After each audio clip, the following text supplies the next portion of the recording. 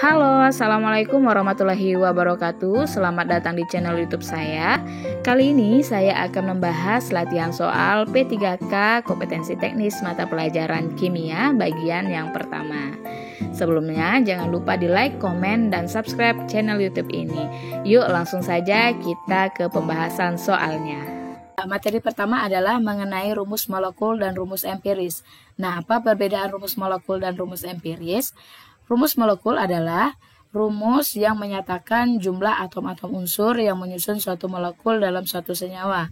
Misalnya saja butana dengan rumus molekul C4H10, berarti terdiri dari 4 atom C dan 10 atom H. Kalau rumus empiris adalah rumus yang menyatakan perbandingan terkecil atom-atom unsur yang menyusun molekul suatu senyawa. Misalnya tadi, kalau butana punya rumus molekul C4H10, maka rumus empiris dari butana adalah C2H5. Jadi disederhanakan dengan masing-masing dibagi dengan 2. Nah, untuk rumus empiris, penyusun senyawa dengan persentase tertentu bisa kita cari dengan mencari perbandingan mol dari masing-masing unsur tersebut. Misalnya, diketahui persen C sekian, persen H, dan persen O. Maka rumus empiris dari atom C, H, dan O dalam suatu senyawa adalah persen C per ARC berbanding dengan persen H per ARH berbanding persen O per ARO. Yuk langsung saja kita lihat contoh soalnya. Pirimidin dengan Mr80 tersusun dari 60% karbon, 5% hidrogen, dan sisanya nitrogen dengan ARC 12, H1, dan N14. Rumus molekulnya adalah, maksudnya rumus molekul pirimidin ya, A C2H2N, B C4H4N2, C C5H5N2, D C5H5N3, dan E C6H6N3. Nah, ini yang diketahui dari soal. Mr pirimidin itu 80, kemudian tersusun dari 60% C, 5% H, dan 35% N. Sedangkan massa atom relatif C 12, H1, dan N14. Nah, sekarang kita cari perbandingan mol C berbanding H berbanding N. 60% karbon per 12 ini didapatkan dari AR-nya. Jadi 60 per 12 berbanding 5% H per 1 berbanding 35. Nah, 35 ini dapat dari mana? Karena dianggap keseluruhannya itu 100, maka 100 dikurang 60 dikurang 5, jadi dikurang 65, maka didapat persentase N adalah 35. 35 berbanding 14. Kemudian dibagi 60 dibagi 12 itu 5, 5 bagi 1 itu 5, 35 bagi 14 itu 2,5, dan disederhanakan lagi, masing-masing dibagi dengan 2,5, dapatlah perbandingannya 2 banding 2 banding 1. Sehingga rumus empiris dari pirimidin adalah C2H2N. Sekarang kita cari rumus molekulnya. Nah, seperti ini cara mencari rumus molekul dengan cara disubstitusikan.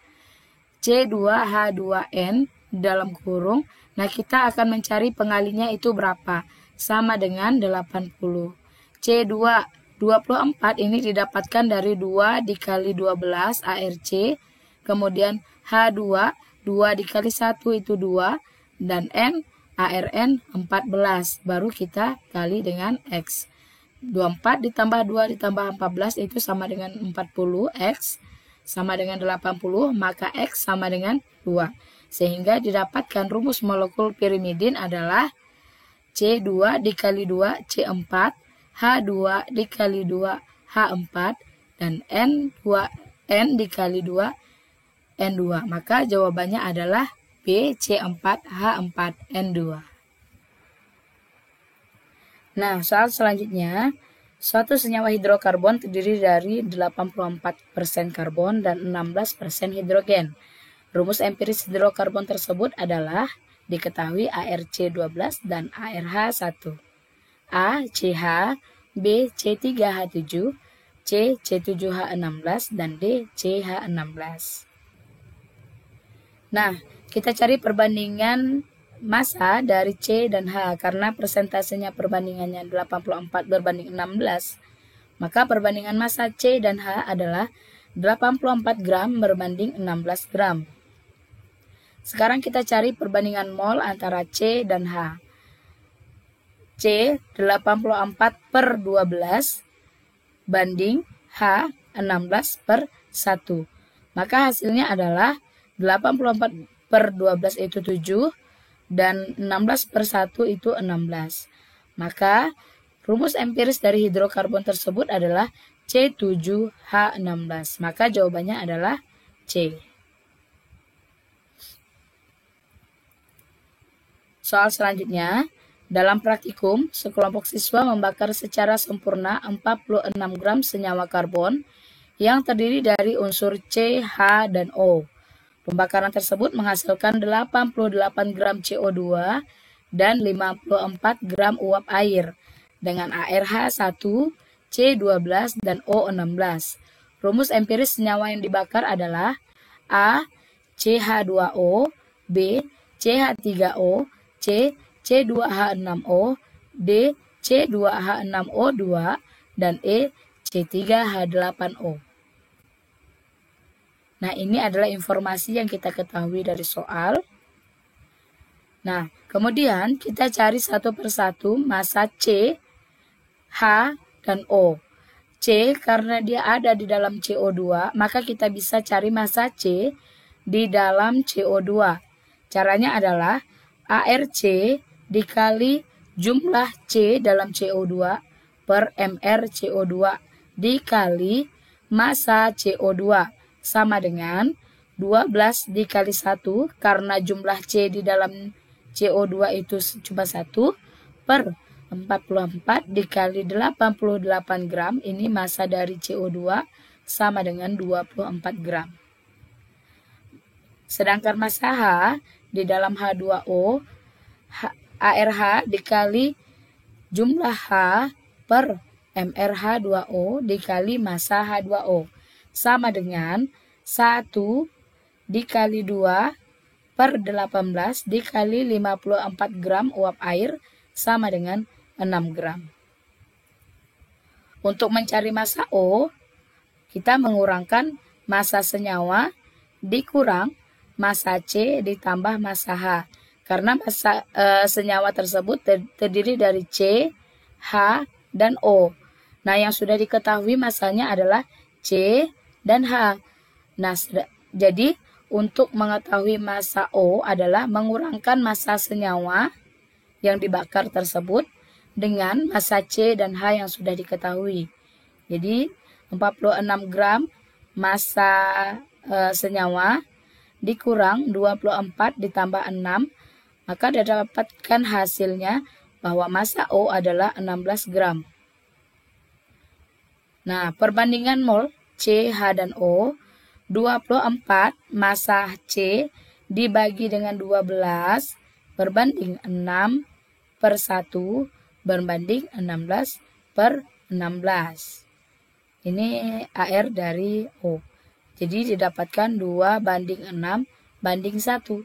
Sehingga rumus empiris dari senyawa yang dibakar adalah C2H6O. Jawabannya adalah C. Kita masuk ke materi selanjutnya, yaitu mengenai pereaksi pembatas. Pereaksi atau reaktan pembatas adalah zat reaktan yang sudah habis sebelum zat reaktan lain habis bereaksi karena membatasi keberlangsungan reaksi. Jadi di dalam suatu reaksi itu reaktan tidak selalu semuanya habis, tetapi ada yang terlebih dahulu habis, ada yang bersisa. Nah, yang terlebih dahulu habis ini disebut dengan pereaksi atau reaktan pembatas. Contoh soalnya, Sebanyak 75 cm kubik mangan dioksida 0,3 molar direaksikan dengan 100 cm kubik asam klorida 0,2 molar berdasarkan reaksi berikut. MnO2 ditambah 4HCl menghasilkan MnCl2 ditambah Cl2 ditambah 2H2O. Zat yang bereaksi sebagai pereaksi pembatas adalah A MnO2, B HCl, C MnCl2, D Cl2, dan E H2O.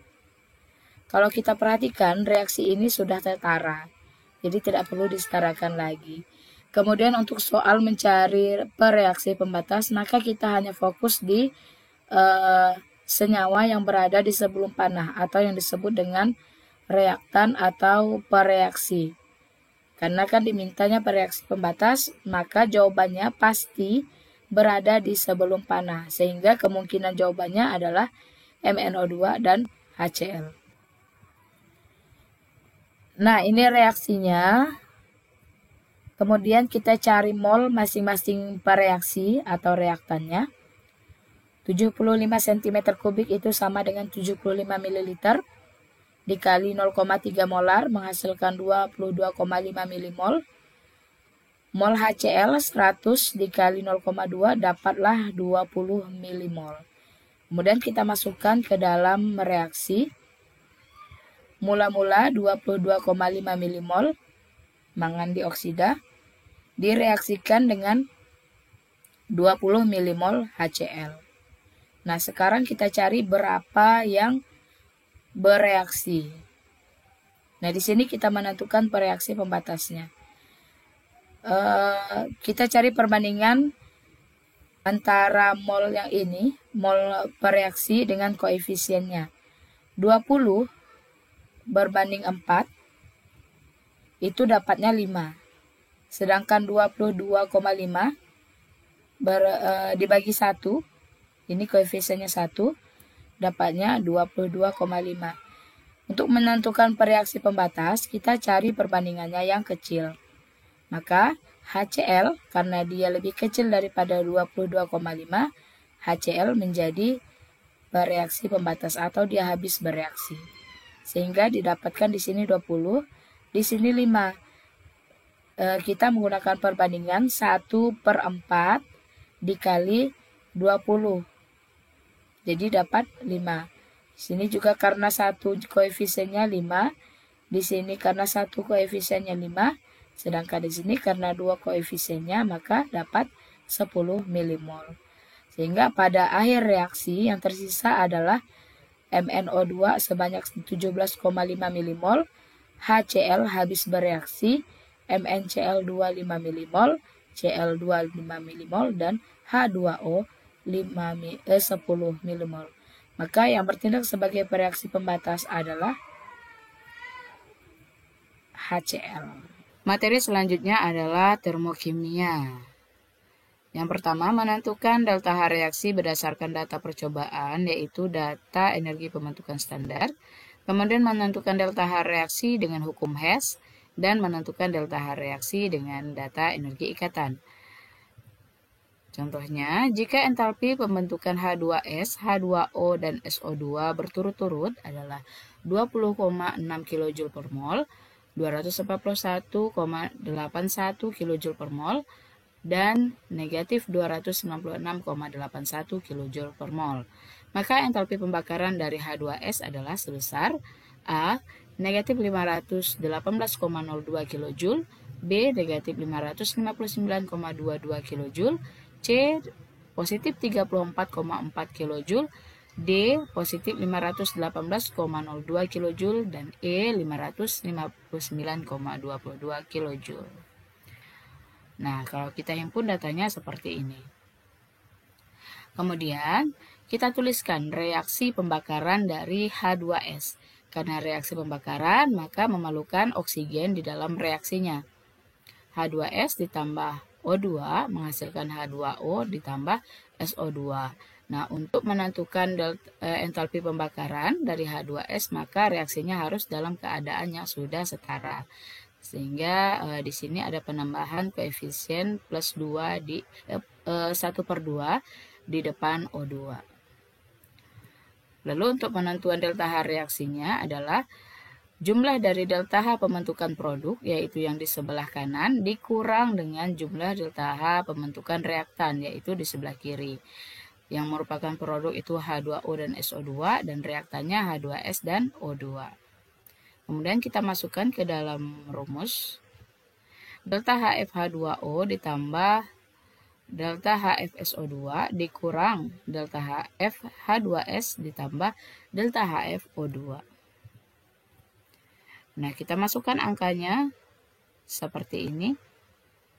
Nah, kalau kita perhatikan di sini delta HFO2 sama dengan 0 karena keberadaan O2 di alam itu sudah dalam bentuk yang standar sehingga delta HF-nya itu sama dengan 0. Hal ini juga berlaku dengan unsur gas lain misalnya hidrogen, nitrogen, dan unsur padat misalnya karbon dan grafit. Dalam bentuk grafitnya itu juga delta H pembentukan standarnya sama dengan 0.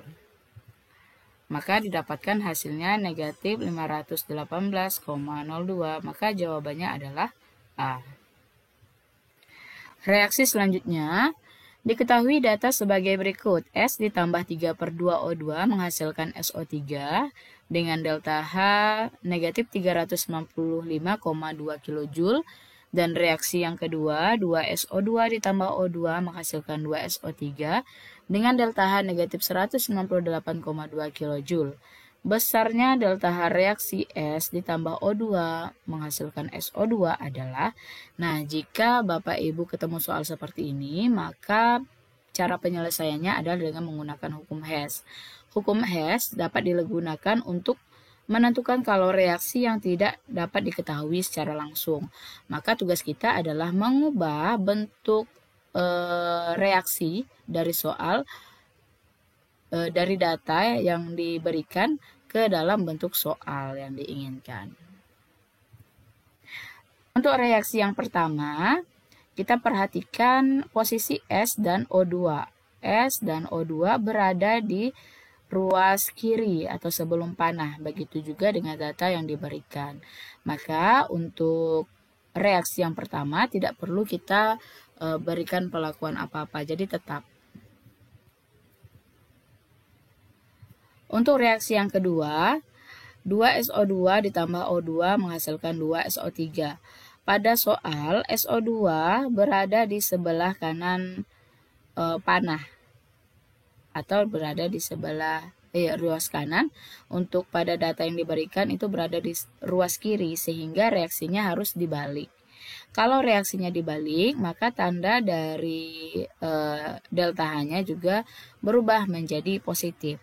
Kemudian SO2 pada soal ini memiliki koefisien 1, sedangkan pada data itu 2, sehingga harus dijadikan 1 dengan dibagi menjadi 2. Semuanya reaksinya dibagi 2. 2 ini menjadi 1, kemudian koefisien ini menjadi setengah, kemudian koefisien dari SO3 menjadi 1. Untuk delta H-nya juga demikian harus dibagi 2 sehingga reaksinya akan menjadi seperti ini. Dibalik dan dibagi 2. SO3-nya menjadi berada di ruas kiri dan SO2-nya di sebelah kanan. SO3 menghasilkan SO2 ditambah setengah O2. Delta H-nya menjadi positif 99,1 kJ. Positif ini karena reaksinya dibalik, 99,1 kJ karena reaksinya dibagi menjadi 2. Kemudian untuk unsur yang sama, kalau dia satu ruas, sama-sama ruasnya di sebelah kanan, maka operasinya penjumlahan. Kalau sama-sama kalau berbeda ruas, maka dikurangkan seperti ini. Nah, SO3 untuk reaksi yang pertama itu dikurangkan karena berbeda ruas, maka satu SO3 ini satu SO3 juga jadi habis. Kemudian, nah 3/2O2 dikurang 1/2O2, maka hasilnya itu 1. O2-nya di sini tinggal 1, yang di sini habis. Dan ini operasinya dijumlahkan, maka hasilnya adalah S ditambah O2 menghasilkan SO2 dengan delta H reaksi negatif 296,1 kJ. Maka jawabannya adalah B. Soal selanjutnya, perhatikan diagram tingkat energi berikut. Nah, ini Bapak Ibu lihat saja arah panahnya ya. Kalau ketemu soal seperti ini, maka hubungannya adalah delta H1 ditambah delta H2 sama dengan delta H3. Ini juga hukum Hess ya. Kalau ketemu soal seperti ini, maka jawabannya adalah D. Delta H3 sama dengan delta H1 ditambah delta H2. Kemudian ini soal untuk menggunakan penentuan delta H reaksi dengan menggunakan data energi ikatan. Diketahui energi ikatan dari C ikatan tunggal H itu 415, kemudian C dan C 607 kJ per mol, kemudian C ikatan tunggal dengan C itu 348 dan HH 436 kJ per mol. Besarnya delta H pada reaksi adalah C2H4 ditambah H2 menghasilkan C2H6 adalah. Nah, syarat untuk bisa menyelesaikan reaksi ini Bapak Ibu harus bisa menggambarkan ikatan kovalen pada reaksi ini. Nah, ikatan kovalen C2H4 bisa kita uraikan menjadi CH2 ikatan rangkap 2 CH2. H2 itu H ikatan tunggal H, kalau C2H6 CH3 ikatan tunggal dengan CH3. Untuk penentuan delta H reaksi dengan data energi ikatan itu energi pemutusan ikatan dikurang energi pembentukan ikatan. Energi pemutusan ikatan itu berada di sebelah kiri atau di produk, sedangkan energi pembentukan ikatan di sebelah kanan. Nah, di sebelah ini bisa kita uraikan dengan 4 buah ikatan CH, ini 2, di sini ada 2. Ditambah dengan ikatan rangkap 2 dari C dan C. Ditambah ikatan tunggal dari H dan H. Dikurang 6 ikatan C dan H, ikatan tunggal, dan ditambah ikatan tunggal dari C dan C. Ya, kalau ada yang sama ikatannya boleh kita coret dan kita kurangkan sehingga di sini menjadi habis ikatan C dan H-nya. Kalau di sini tersisa 2. Nah, jadi seperti ini. Tinggal ini. Lalu kita masukkan data energi ikatannya sehingga didapatkan hasil negatif 135 kJ. Soal selanjutnya masih tentang data energi ikatan. Besarnya entalpi reaksi untuk CH2 ditambah HCl menghasilkan CH3 CH2Cl adalah A negatif 312 kJ per mol, B negatif 48 kJ per mol, C positif 48 kJ per mol, D positif 100 kJ per mol, dan E positif 312 kJ per mol. Nah, ini gambaran dari ikatan kovalen dari soal CH2, ikatan rangkap 2, kemudian CH2 ditambah HCl menghasilkan CH3, CH2Cl. Nah, kemudian kalau ada ikatan yang sama bisa kita eliminasi, kita kurangkan. Yang pertama ini C dan H. Di sebelah kiri dan kanan kita hilangkan. Kemudian 2, 3.